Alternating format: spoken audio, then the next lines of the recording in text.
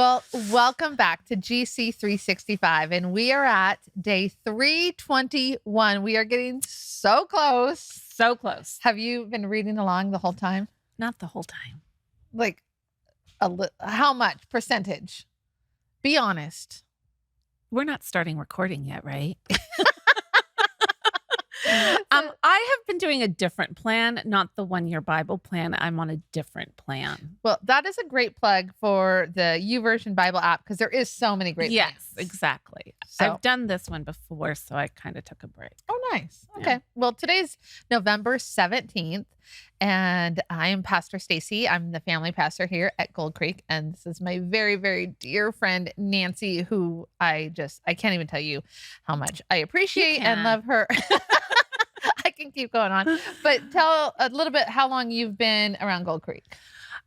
We moved here in 2005, and we literally found Gold Creek within the first month or two that we were here. And so we joined October 2005 and have been here now ever since. So a long time. And you've been a preschool teacher here. You Yes. started the cafe here. Yeah. And now you do real estate, but you and your husband, Brian, lead our young adults ministry, Yes. do a little bit of a plug I need for to do a that. plug for Yeah. that. So we did, yes, last year, because of COVID, we started a young adults group. So we meet the first Tuesday of every month. We have a full-on service with speaking and worship, and we meet down in Snohomish at my John L. Scott office. And then we have small groups that break off from that, like a young marrieds or a men's group, a ladies group, and a co-ed group.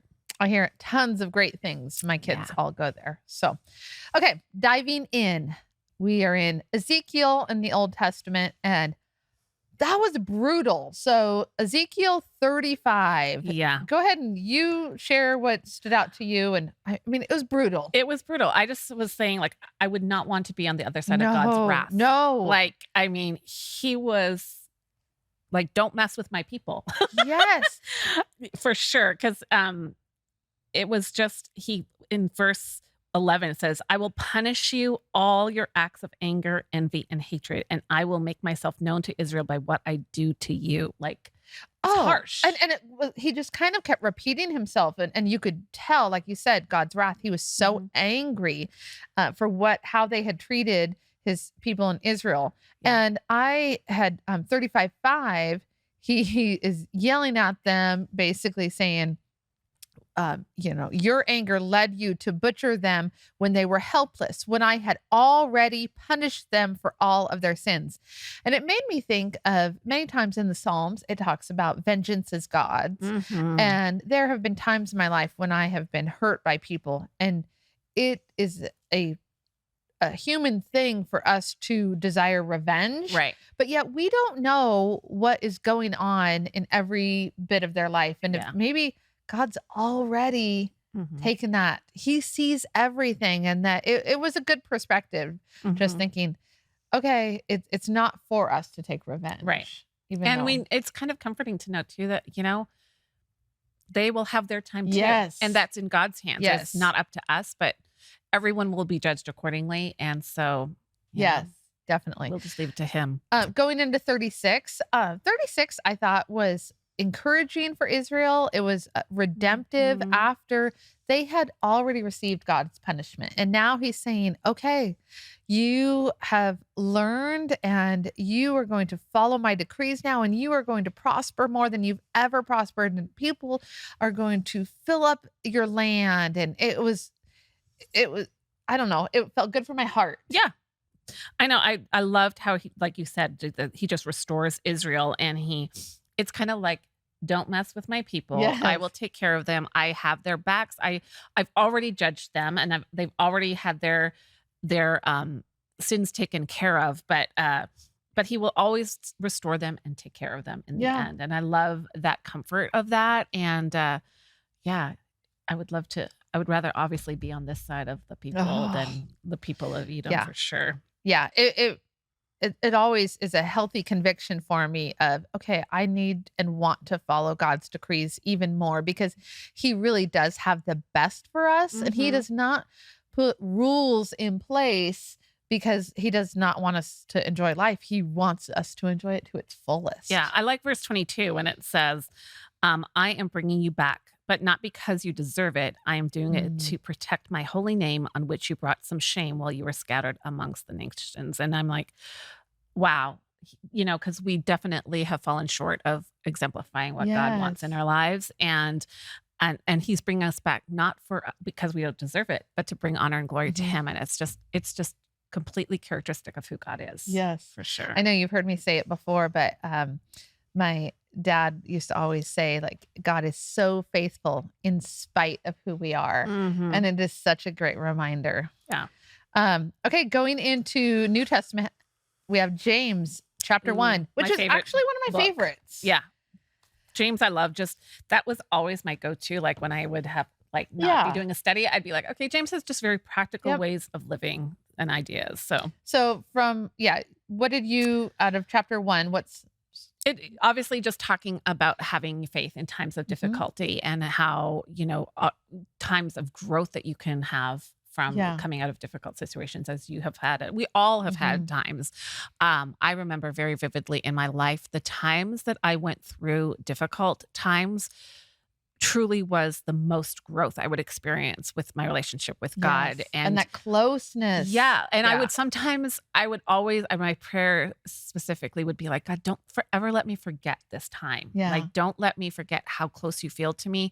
Not that we love being in the difficult times, but it's just the closeness that we feel. And then and for me, I just remember those times. And when things are going really good, I have to remember, like, I kind of like sometimes I wish, oh, I don't want something bad, but I want that closeness again. So Absolutely. I totally can relate. yeah. And then that same thing when another hardship or tribulation comes Mhm. into my life, I think, okay, I'm not going to forget this Mhm. relationship that I'm experiencing right now. I he's always present in my life, Yeah. but yeah, I can definitely relate. I just wrote it's one of my favorite chapters for the sake of encouragement and consider it all joy when difficult times come. And it's also a reminder to me that joy is not, we always relate joy with happiness. Mhm. But joy for me, I think, is contentment and knowing that, okay, he's with me even in the valleys and that, Yeah.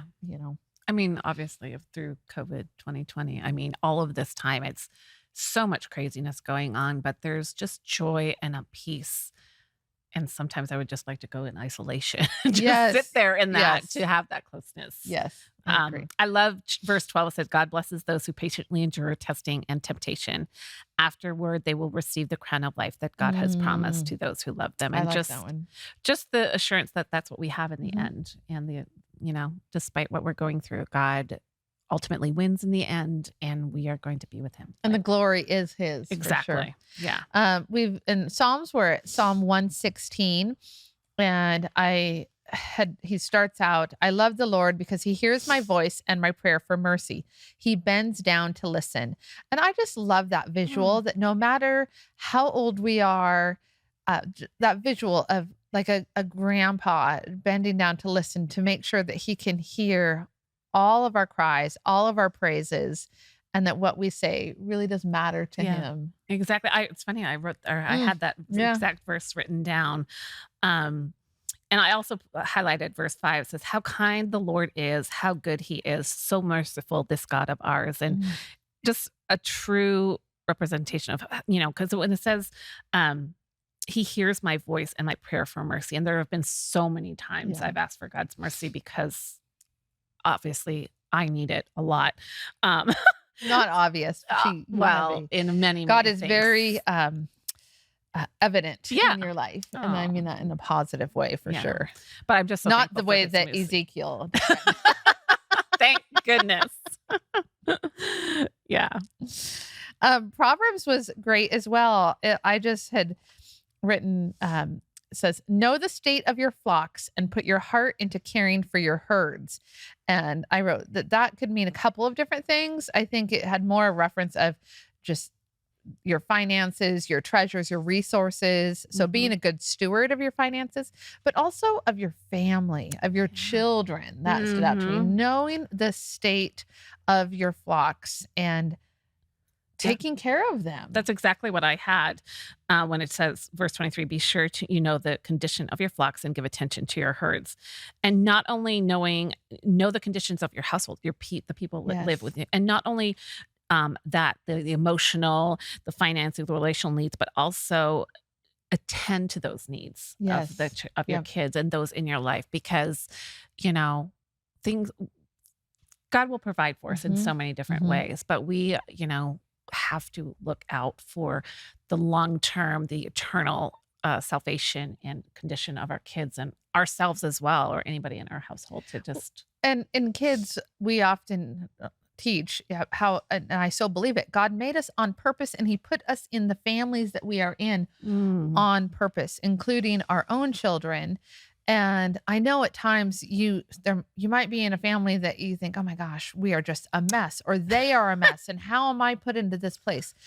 But God does not make mistakes, uh-uh. and so putting those things in, putting your family into priority and your needs, and recognizing if you are, I mean, I could go off on a little bit of a rabbit hole, Yeah, but just putting your family first, I think is greatly important. for sure. Yeah. Yeah, definitely. Anything else?